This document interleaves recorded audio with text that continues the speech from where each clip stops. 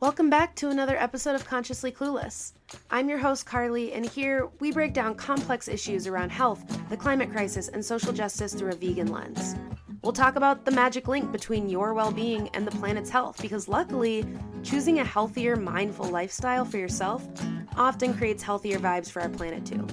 Staying consciously clueless means getting to show up knowing nothing, but staying open to all that you can learn. From feasting on plant-based meals and reducing waste to learning to meditate, every step you take contributes to your wellness and makes systematic change for the world. You can make a difference. This podcast will show you how.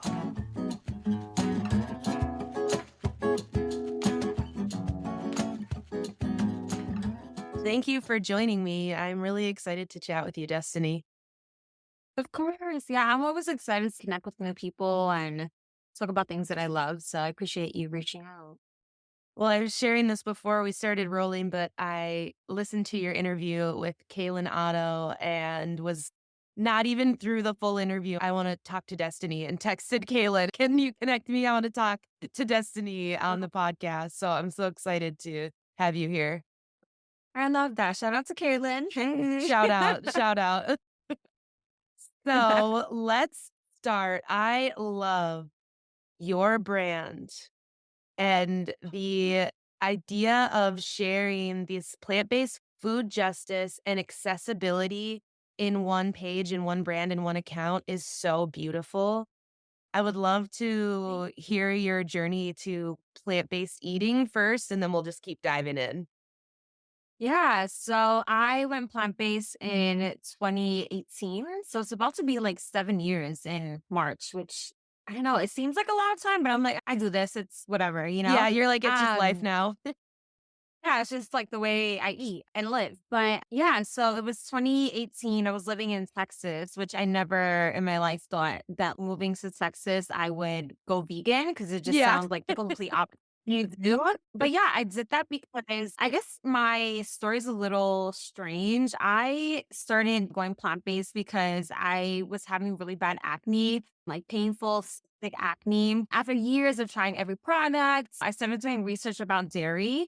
And I was just like, what the hell? Like, why are we consuming dairy? This is just so disgusting. It just opened a door of just realizing how gross dairy actually is, where it comes from, because I feel like we grow up thinking that every cow is just milked. And so went through that whole rabbit hole and I just eliminated dairy. Surprise, 7 years later, I still get acne. It's fine. It's just, it is what it is. But the introduction to going vegan. So eliminated dairy. And then I was like, I might as well just stop eating chicken and fish and turkey and like all the things that all the animals that was consuming. And it just happened that way. And I started my Instagram page, I think that same year, just to hold myself accountable and share Mm. quick and easy recipes with people. I was very much a baby vegan. I didn't know anything about like cooking or what to really eat, products that I use. I was learning on the internet and just sharing my journey. And sometimes I would mess up and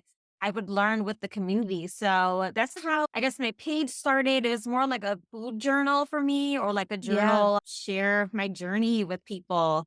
And yeah, then I started learning more about what veganism is as opposed to what a plant-based diet looks like. Because obviously the two go together, but like veganism is obviously like more. It's not just what you Yeah. eat, it's what you consume and activities that you participate in and things like that. So yeah, that's like a little bit about how I got started. So when you were first doing that journey, because similarly, I also started for my own personal reasons in looking at a plant-based diet. I was lactose intolerant. I'm not a baby Mhm. cow, it turns out.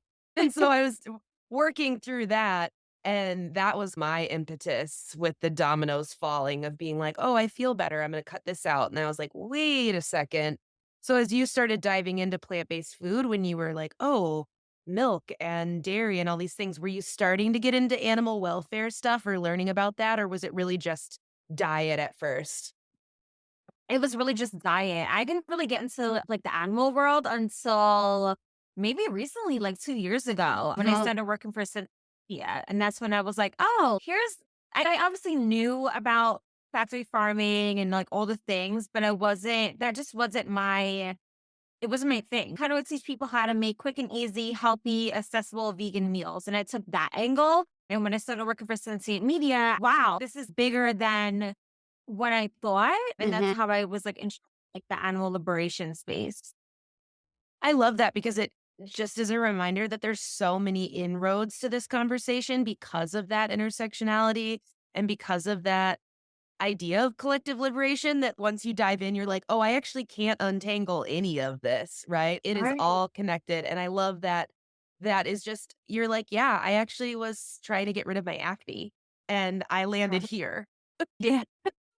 I always am like, what the hell? Who would have thought that I would be vegan? I'm a very, my family, like most Latinx families, are like, you need meat and you need chicken. Mhm. So I never in my life thought that I would go vegan. Like, I was that person that was like, what do vegans eat? Do you eat grass? Like, very, like, ignorant. And look at me now. So, I love yeah, that too, that's where right? I'm. Because I think sometimes when you're scrolling through the internet and aesthetically beautiful plant-based eating or vegan accounts can be intimidating sometimes too, where you're like, "Oh, is this what it has to look like?" And it can look like whatever your life looks like. When you're talking about being a person of color in the vegan community, was that hard for you in terms of like your family or your friends or your community's reactions when you're like, "I'm vegan now"? Yeah, I think I had different reactions from different groups. Like my family, I think their biggest thing, they were like, oh, here she goes, starting some new thing. And I've always been a very thin person. And I think they were concerned that I was just going to disappear. And I'm like, it's not that I'm not eating anymore. I'm just switching what I'm eating. So they came at me with that and just, oh, you think that you're better and you're eating your plants and good for you. I'm going to enjoy my chicken, things like that. So just very negative. I expected that from them. But I think the biggest thing for me is that I was living in Texas. I live in Dallas, Texas, so it is more like diverse as opposed to a super middle of nowhere kind of area of Texas. Total. When I was out here, I was going to all these vegan events and like going to panel discussions and movie screenings, and I was always the only person of color. And it felt super uncomfortable because before going vegan and getting into food justice, I was very heavily involved in a lot of other social justice movements, Mhm. specifically in New York living, I did a lot of work around police brutality, about education reform and education justice and things like that. So I've always been the type of person that wants to be around community. And so I didn't see that out here in Texas. And dang, maybe being vegan is not for Puerto Rican girls from the Bronx, Right, So right. it was very discouraging. And that's when I started turning to social media to see what I can do, who I could find to build community with virtually. And I discovered a collective called Veggie Mijas. And honestly, they are the ones that really helped me go vegan, stay vegan, not Mhm. go vegan, but stay vegan, be able to build community of people that look like me and are from the places I'm from and things like that. So I started hosting events out here in Dallas for BIPOC vegans. And that's how I was able to build community and find people. So you started hosting events yourself? Mhm. Yeah. Cause I was like, well, if I don't see any events, I'm going to start hosting them. I was just gonna say, you said, "I don't see it, so I'm gonna build it." Yeah, I had to because honestly, I feel like if I didn't do that, I probably would not have my early stage of going plant based. I probably would have fell off because I Mm. needed support. And just because my why was very like superficial, was like my acne. I feel like it would have been so easy for me to be like, forget it. This is just not for me kind of thing. So I felt like building community was really important for me to stick with my journey and yeah, just be able to hear other people's stories and struggles and wins. Like I needed that.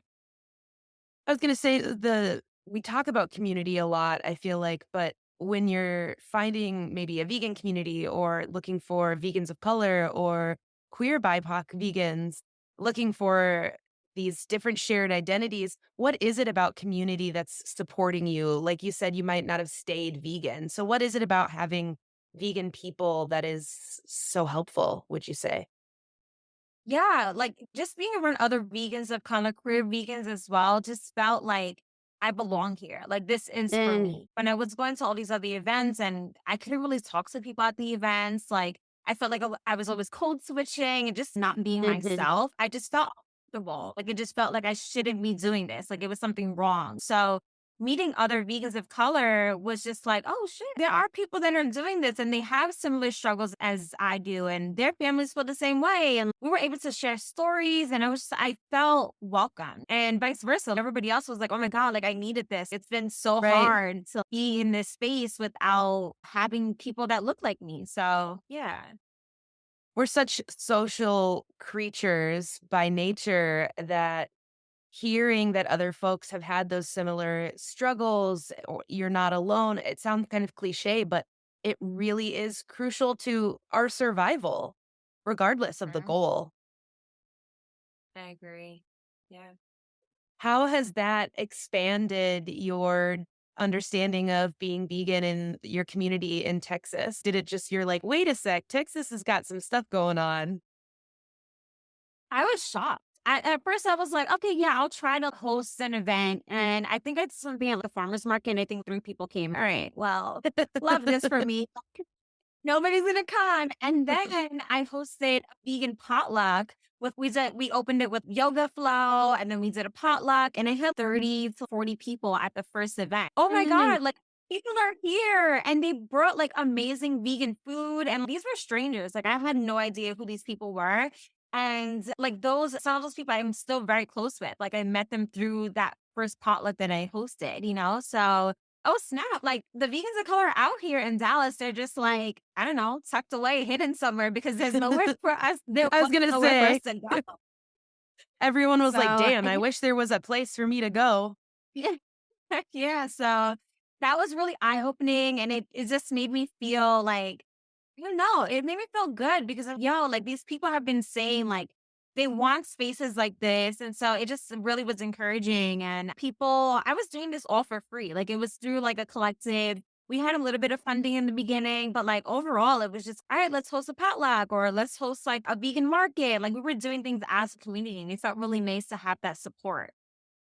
Has that grown over the last few years? Yeah, so I left Texas in 2020 and I moved to Vegas. So it was sad because it did die out like when I left. But yeah, I think that now within the past year, because I've come back to Dallas, I started hosting events again and I see it like building up again. Unfortunately, I think it lasted maybe 2 or 3 years of like us all meeting as a community and hosting events and being out here. But then COVID happened, so gathering together just was difficult, and then I left, so it feels really nice to be able to come together now and meet some of the people that came to the first event and, like, new people and, yeah, just, like, continues to build that community out here. Do you find that in those spaces, it's more often people that are already vegan, or do you get a lot of people that are curious that are like, okay, I got questions? Yeah, I used to pitch it as like vegan, vegetarian, and veg curious people, like are Mhm. able. And there were a lot of, I don't know, veg curious people who are like, yeah, I love this vegan meal from this place. And it was just nice to, I don't want to call them like baby vegans, but it was nice to be around people from like all different levels Totally. of like their plant based because yeah, there have been many people who are like, "Oh, I don't really know how to eat plants." And even being at a potluck at a very like chill environment, we could just like talk to this person and encourage them and share our family recipes and things. So yeah, there were people from all different like walks of life and I guess like levels to this vegan game. I don't know, but it was really cool to be around all. I'm like, so what level are you at? I know, I'm imagining Mario with a mushroom leveling up.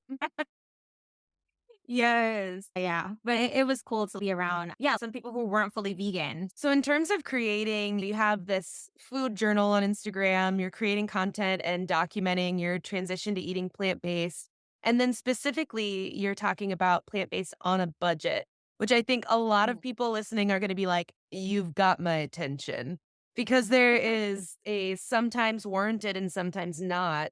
I'd love to hear your thoughts on that stereotype that eating plant based has to be expensive and sometimes based on resources and access and injustice of the food system, of course. And then sometimes we don't realize that there are things that we can be eating that are available that are plant based. Were you seeing that was just not there on the online spaces of teaching people how to budget in this way? What was that inspiration?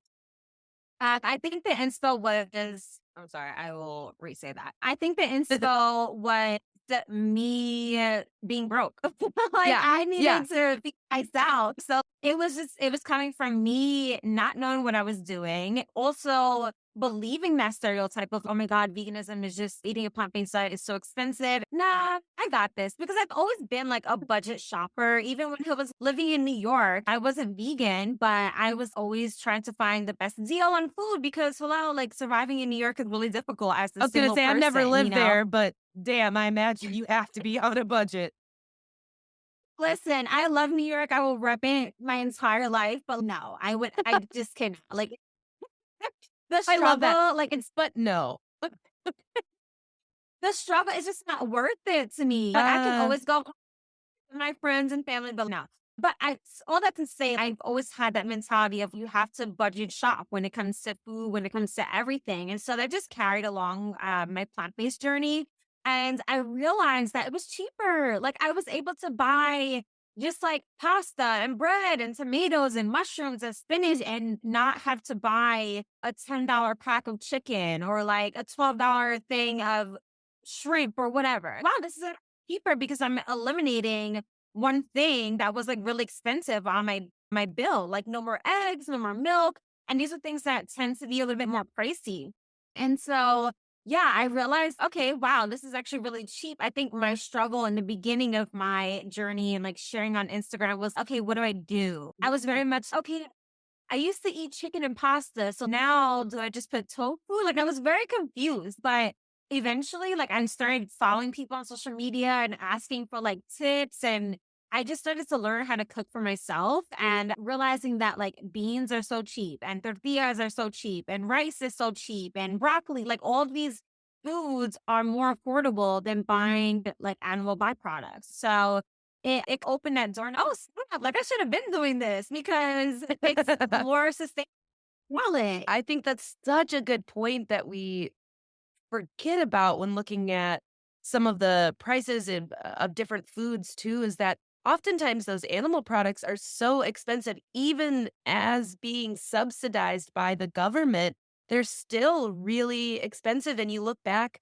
I was just reading something in decades past through different, let's say the depression or different times of war or different social, cultural stages throughout history. When you look at like cheap recipes during some of this time, they were cutting meat. They were cutting out the expensive parts of their grocery list, and it was the animal products. Mhm. Yeah, it makes sense, yeah, and even now, it's, like, even worse for people, so I'm like, "Why are you spending this much money on cow's milk and eggs?" Remember when the eggs were, like, I don't even know, like, $8 for a Oh dozen? my I'm like, God. "Why?" It's just wild, and then people I would post things about that, and I think that's something that I've been doing often. I'm like, "Hey, why spend this much on eggs when you can buy this?" And people are like, "Oh, well, just egg is expensive too," and I'm like, "But you don't need just egg, like, you can make eggs with tofu, and tofu is like $1.25, maybe $2 if you live like in an expensive city." So it's just I'm in a stage of my vegan slash plant-based journey where I'm like, no, I'm gonna tell you and I'm gonna show you how inexpensive this can be. And you don't have to just be eating beans and rice in a tortilla. Like you can make some really nice meals. I've gone to so many, I always feel weird about talking about this, but I am at a place where I'm like, I love food and I want to see the different types of food and how people can put meals together. So I've got to some like fine dining, like vegan experiences. And I'm like, yo, the fact that this is just all plants. Like it's so beautiful and it's so amazing. Obviously super overpriced. If you have the luxury, if you have the funds to be able to do that, Yeah. oh my God. It shows you how like how diverse food is and so how many like different things you can do with one ingredient. I love too that you brought up the comparison to just egg or the impossible burger or whatever it is. I often see those comparisons, right? Where it's like, well, this plant-based vegan burger is this much and that's fine, but I'm like, I don't rely on those actually for my main everyday source of protein. They're like a treat. And I Yeah. think that's a really interesting thing that that comparison of, okay, well, I used to eat using a burger as an example or spaghetti or something. I used to eat this, so I have to find the processed alternative, and not that I'm deeming those as bad because I eat some of that too, but just that there are literal plant options. Yeah. Yeah. And I think on my page, I talk about this as well. If you are new to going plant based and all, like it takes a lot of unlearning. You've grown up to eat the same thing. You're eating burgers or chicken wings, or like Yep. you're just so to eating these specific things. Like it is okay to find a vegan or like plant based alternative to a burger. However, I think people need to understand like you don't need that. There's so many other things that you can do. If you're craving a vegan burger, cool, or a burger, eat a vegan burger kind of thing, cool. But there's also so many other recipes that you can make that don't have to always mimic some type of like meat. So I think Yes. that's something that like during the pandemic, I was doing a lot of different recipes that were like mimicking vegan meat options just because I know that people that resonates with people. Like people are like, Yeah. oh, I guess I can still eat pizza and I can still eat a hot dog and I can still eat all these things that they're used to. So I was trying to show people how to do that. I was literally making like carrot dogs and I don't know, like black meat. I was like exploring during the pandemic. I was home and I just want to cook and I don't know, enjoy myself in some way. So I was really experimenting with those, I guess, like meat alternative type meals. Yeah. I love that. I love that showing those same meals without the processed alternative. And again, not deeming those as bad and totally agree, especially when you're first being like, I think I want to go vegan. I think I want to eat more plants, whatever that impetus is. I always tell people start with your favorite meals and figure out how to make those a plant-based version. Cause I think a lot of times there's pressure to all of a sudden be like a chef. It Yeah. feels like sometimes, and at first, when I went plant-based and started posting about it on social media, I guess I have to be a recipe developer, but that's actually not my strength. Nobody wants that from me. I am gonna make the recipes other people are bringing to the table. That is my lane, but "Oh, I'm not very good at this, like, I'm not very creative." I'm like, "Wait a second, what are the things I already love to eat? Can I make those with plants?" Is such an easier place to start than being like, I need to make a meal with 48 new ingredients that I've never heard of tonight. Yeah, I know. And I always tell people, I'm like, I used to go live a lot and do like dinner with destiny type videos. And Yeah. I'm like, hey, I have these random things in the fridge. Let's like throw it together. And people are like, oh my God, you make it so easy. And I'm like, you could do the same thing. Mushrooms and spinach or putting it in pasta. Like it's not, I always tell people, I'm like, it's really not that deep. Like once you are once you're doing this for a long time, you're just like, you just know. Yeah. And I always say you unlearn all the things that you were taught, and then it'll seem easier. So I just like to lead by example. I do have a lot of friends out here who are not vegan, but they respect the fact that I am vegan. So we'll be at a bar and they're like, oh, dang, Destiny, do you want some fries? They have a salad. They all know. And though it sucks to eat like fries and salad at a bar, I'm like, hey, at least they know this is why sometimes I'm a cool vegan. I can go out and eat fries and have fun with y'all. So it's just cool because I feel like eventually, if these people that I hang out with who are not vegan ever think about maybe I should eat more plants or look more into like veganism and what that means, I know that they're going to think, oh, I used to know that girl Destiny that would be at the bar eating Yes. potatoes. If she could do it and she was out with her friends, like I could do it too. So I just try to lead by example and just show people that again, like it's not that deep. Obviously, it's touching on like accessibility and affordability and like all of that, all of those things are real. And I will never like not talk about food justice. But once you're here, I think that eating a plant-based diet is it could be easy. Yeah, I actually think that eating more plants and transitioning to a plant-based diet and going vegan, it made me cook more. And it made my cooking better, and I eat more I was notoriously a picky kid growing up with food, and I eat such a bigger variety of foods now after diving into plant-based eating and veganism than I ever did. I don't know Yeah, if that's your same. Because experience. yeah, no, for sure. You know how I feel like during the pandemic, I was cooking a lot, and people are like, "This is Destiny, a home chef." I'm not a home chef. I literally am just I'm cooking hungry. and Yeah, I'm just, like, surviving, but, oh my god, there's so many different types of tomatoes, and there's so many different types of oranges. I was like, "Wow, there's so much food that I was missing out on because I was just stuck on the Mm, basic chicken and burger and a hot dog." So I'm just like, "Wow, it really opened so many doors for me, like, so many different things I've learned about food, about animals, about the environment." Honestly, like, I my vegan journey has also opened jobs for me. It's been such mm. an amazing for me. And yeah, I love every moment of this journey. I'm curious if people they're coming to your page and they're seeing plant-based foods and budget tips. What are some of your top tips if someone was like, Destiny, I want to eat more plants, but they be expensive. I always tell people, like you said, I think what are things that you enjoy eating? And then how can you just swap out the animal Yeah, products? Like for me, I'm a pasta girl mainly because it's same. cheap and like easy. And so I literally tell people, I'm like, DM me, like, what do you like to eat? And I will send you like an alternative. Like just sharing, hey, instead of using whole milk, you can use an oat milk or a soy milk or rice milk. There's so many options. So I always tell people like just eat what you want to eat, just swap out the animal products. I always tell people to like not overthink it. Like you don't Mm. have to be a chef, you don't have to make this like elaborate meal. Like you can throw some tofu in the air fryer and make a vegan chicken nugget if that's what you want. It doesn't have to be something where you're like in the kitchen for 40 minutes every night. Because I know single moms, people that have like multiple kids, like they don't have time to be making this elaborate vegan meal or non-vegan meal, Yeah, I was just gonna say either. anything.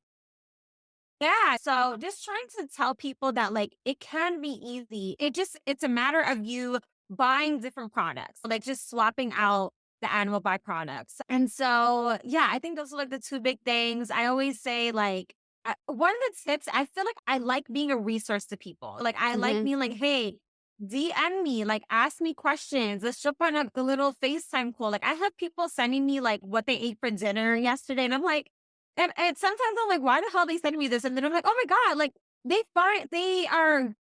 trust me. They feel like, Yeah. "Oh, eat a vegan meal. Let me show Destiny. Let me see like what she thinks." And I'm like, "Yo, good for you. That looks amazing. How was it?" So my third tip, I guess, is to like reach out to me because I'm so open and I love chatting with people about like their vegan journeys and eating plants and cooking. Like I have so much experience of me struggling in the beginning, towards and then to where I'm at now. And I'm like, I want to share that with everybody. So yeah, definitely feel free to use me as a resource.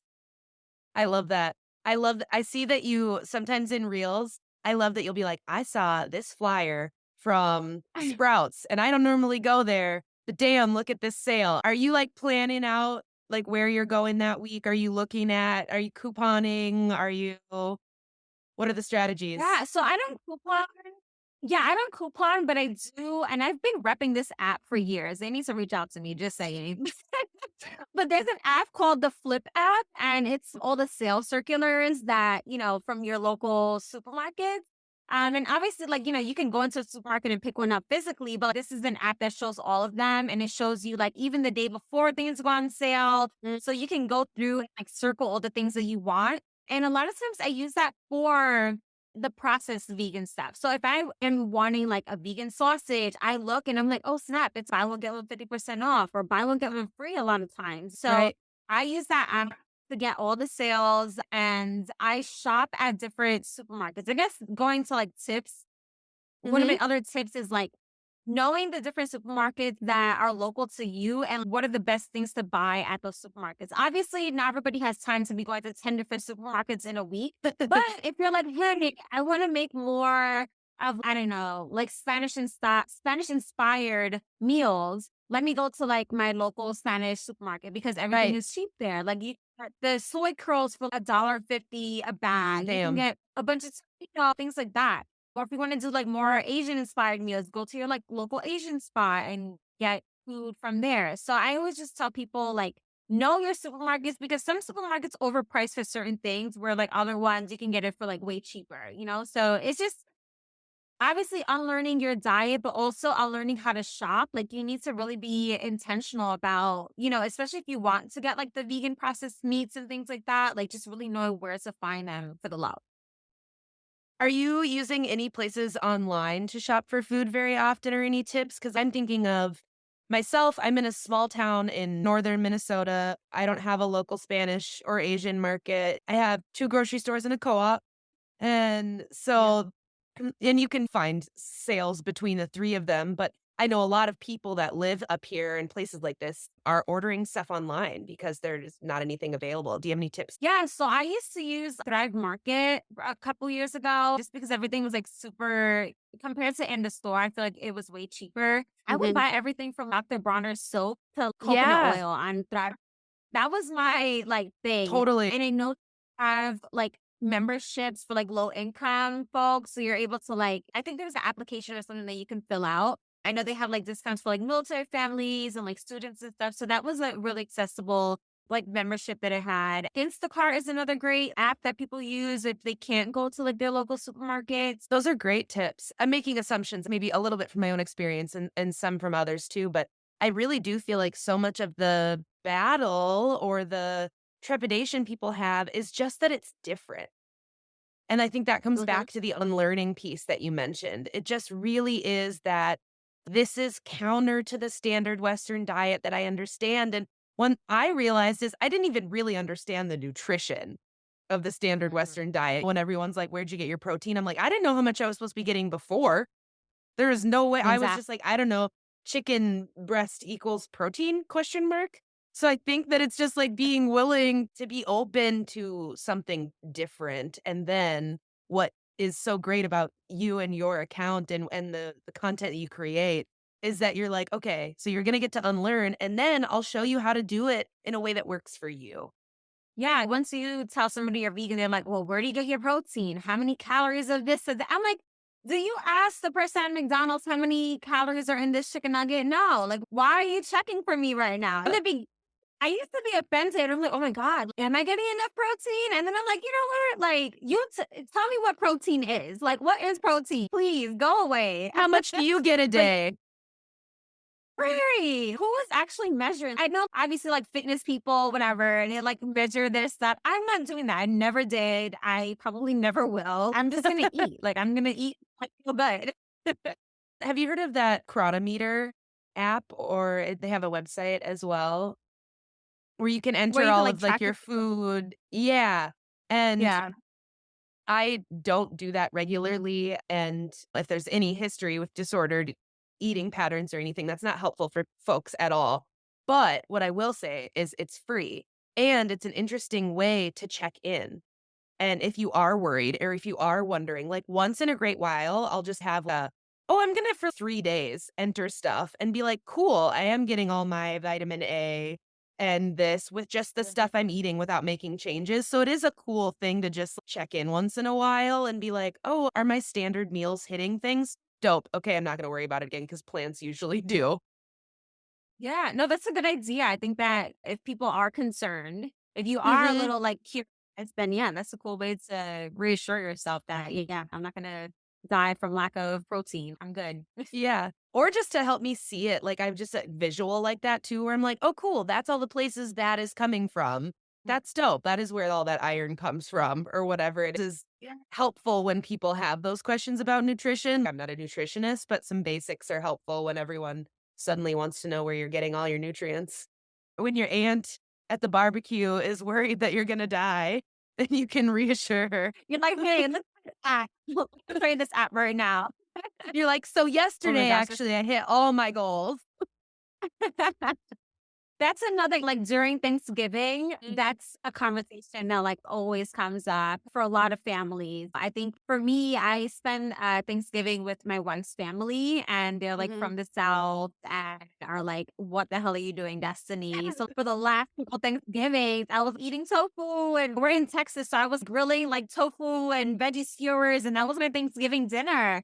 And last Thanksgiving, my mother-in-law actually went vegetarian. So she cooked like a fully vegan Thanksgiving. And I'm like, remember when y'all used to be eating your protein destiny and now you have a fully like vegan Thanksgiving? That's crazy. And it feels so good. I went through all those years of, I don't want to say suffering, but like me being made fun of. All to be like 6 years later, sitting at a fully vegan Thanksgiving. So I was like, you know what? I took those L's, but at least we're here. Yeah, I think that's such a good conversation to keep happening because I saw a video the other day of Ariana Grande on what's that, Hot Ones? Where they eat all the wings Mm, on YouTube. yeah. And she was eating vegan ones. You can request vegan wings on this show.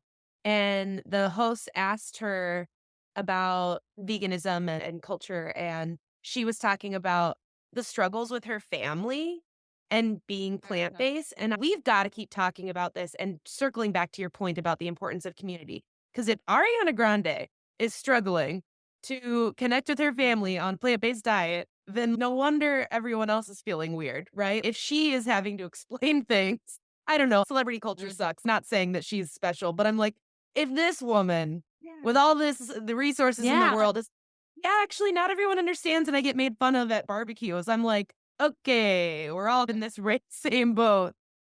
It makes you feel like, dang, I'm not alone. If Ariana Grande is struggling too about this, it's okay. But yeah, I think it's interesting because I feel like I always tell people the hardest part about going vegan is dealing with other people who don't Mm, understand it mm, because it's not like the food. It's not, oh, I can't go to this event or it's none of that. It's the fact that there are people who are like, why are you doing this? That's unhealthy. We're supposed to be. It's always the people from the outside that make this journey harder for me and for a lot of people. So I'm just like, you just have to, going back to the community, you have to surround yourself around people who understand you or at least are open minded. I love being around my friends who are like, yeah, that's Destiny. She's vegan. I wouldn't be vegan, but Destiny's vegan. Cool. I will accept that as opposed to somebody who's pressing me for eating whatever I'm eating. yeah.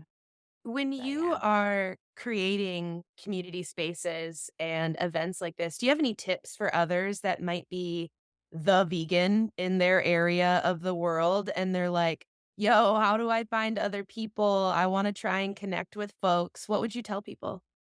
This is gonna sound so corny, but this is how I found my community. Like social media, I understand that it could be a very toxic place, but that's how I found my local people. Like I literally looked up like Dallas vegan, vegans of Mm, Dallas, vegan in mm, Dallas. Like I put what all these things, and even if you find one person, yo, you found one person, and now you yeah. can form a relationship with them, invite them out to a vegan restaurant if you have a vegan restaurant. So honestly, I turned to social media in the beginning of my journey. And even now, I still, obviously, I post more and I feel like I have more vegan friends and community on social, but I still find brand new people, like new to me people who are like vegan or veg curious in the Dallas area through social. And so I would say definitely reach out that way. Like if there are like Facebook groups for your community, that can reach out that way. I also go to a lot of like yoga events and like wellness events. And though they're not advertised as vegan, I feel like there are a lot of veg curious, like plant based at like yoga events. So like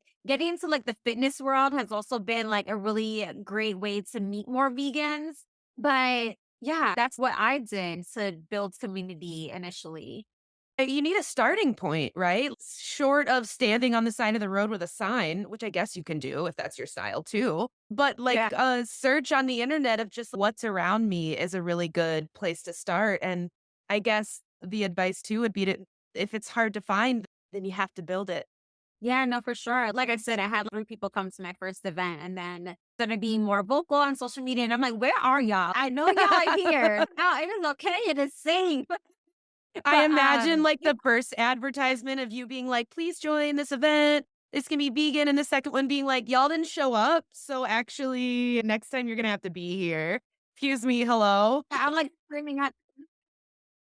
But no, it's interesting because I was a little discouraged like the first time when like only 2 or 3 people came. But those 2 or 3 people were able to tell their friends and their friends told their friends. So that's how it built. And it was cool because, yeah, when I did that first meetup, there were people who were like, we always ask, what made you go vegan for the animals, vegan for environment, vegan for sustainable, whatever. And like meeting people from all those different worlds was really cool because then we all came together and brought their groups. And hey, not only are we like diverse in like cultures, we also are diverse in like how we got started with our Totally. journey. So yeah, like even being with one vegan person, like it'll grow eventually. That's beautiful. That's good advice. Is there anything you want to share with listeners today that I haven't given you space to do so? I guess I would like to talk about I have a new project or like program that I'm running out here in Dallas Hell yeah. and San Antonio. Yeah, so it's called Texas Eats Green, and it is technically like a program through a nonprofit. Recently got funding through Mercy for Animals and another start this project, and the goal is to be able to provide healthy plant-based meals in communities of color out here in Dallas and in San Antonio. So we're working with restaurant owners to educate them on the importance of adding plant-based options to their menu, not only for the environment and for health, but also to open their clientele. And if you have a vegan options, more people will come to your business. So really working out here in communities of color to encourage and educate restaurant owners or other businesses that sell food to have those options, because a lot of times people of color are suffering from food related illnesses, and a lot of that is due to the lack of access to healthy food. I grew up in a neighborhood where I was eating bacon, egg, and cheese for breakfast every day. I was eating cheese pizza for lunch, and I was eating Chinese food for dinner, and because that's all I had access to. And I know firsthand, if I had options or healthier options in my community, like my health years ago could have been so much better than what it was. And so, yeah, we're just planting seeds in our communities out here to just make sure that people are able to make healthy food choices. It's going to be great. So, yeah, Texas Eats Green is going to be hosting more events in Dallas and San Antonio just to educate people about the importance of having plant-based options in their communities. Yeah, I'm just really working with like small mom and pop shops and businesses and being able to support them. So not only are we adding vegan options to their menus, we're also giving them free marketing and posting about them and adding them to the website and things like that. So if you're in the Dallas or San Antonio area, definitely stay tuned. Follow us at Texas Eats Green, also texaseatsgreen.com, and yeah, stay updated. I'm like really proud of this project and super excited to see where it goes. I was reading about that this morning. I was checking out your website, just making little notes before I interview you. I was like, this sounds amazing, this project. And I, beside the podcast, might be reaching out to you down the line because I wanted to do something, some sort of like mutual aid, some sort of community, something involving vegan food, involving mindfulness. It's been like back burner in my brain for a while. So I might reach out to you in the future about organizing and some ideas. I'm down to talk about like community building, all the things. Yeah, it's so important. Like I'm totally willing to chat about that. And it's always nice to like brainstorm with somebody new when it comes to community building and events and stuff. And yeah, totally down. Let's do that. Can I And ask when you're about running, I'm like, can I, oh my God, I love it. Where'd you get it? I got this wholesome culture, I think it is. Wholesome culture, I want to say. This was like my first, I went vegan and let's see, went vegan 6 years ago, and started teaching yoga 6 years ago. And I saw this sweatshirt and I was like, this is going to be how I tell the world that I eat plants now. I felt like such a big deal. I was like, oh my gosh, it's like almost like my first little vegan thing. And now I like don't care. But at the time, I remember just being like, yeah, eat more plants and do more yoga. That's all I want to share. Sorry, I was like, I have to ask about this before we let get off. No, it's funny. I put this on this morning and I was like, this is good for an interview with Destiny. I don't know why I thought that, but I'm glad you clocked it. Yes, you did great. I am so happy I got to chat with you this morning. And I already have a feeling that we're going to connect again. I feel like there's a part 2 in the future someday because you are really authentic. And I really appreciate you sharing not only your experience, but all of the work you're doing to make the world a better place. Because I think listeners, and I know myself, are really inspired by it. So thank you for what you do. Thank you so much. That means a lot. Yeah, let's definitely connect in other ways. I feel really grateful that you wanted to interview me. If you're hearing this message, you've listened to the entire episode of Consciously Clueless. And for that, thank you so much. I hope you enjoyed this episode. And if you did, please leave a review on Apple Podcasts, Spotify, tag me when you share on social media, or share this episode with others who may be interested in the topic. Any sharing truly means the world to me. Join the community at patreon.com/consciouslycarly for bonus podcast content like smoke sessions with Consciously Cannabis guests, video versions of solo episodes, monthly live calls, one-to-one support, more lifestyle content, mindfulness resources, and more. Until next time, stay consciously clueless.